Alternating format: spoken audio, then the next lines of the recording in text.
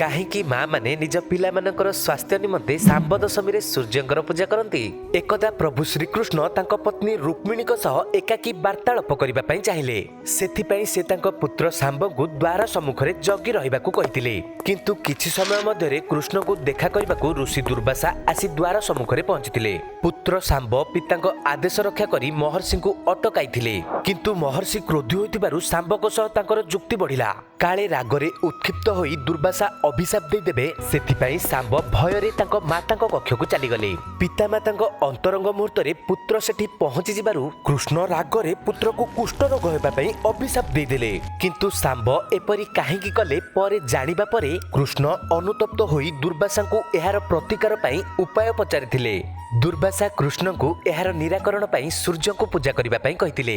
ଏହାପରେ ଶାମ୍ବ ଚନ୍ଦ୍ରଭାଗା ଯାଇ ସୂର୍ଯ୍ୟଦେବଙ୍କ ତପସ୍ୟା କଲେ ଏବଂ ସୂର୍ଯ୍ୟଙ୍କ କୃପାରୁ କୁଷ୍ଠ ରୋଗରୁ ଆରୋଗ୍ୟ ହେଲେ।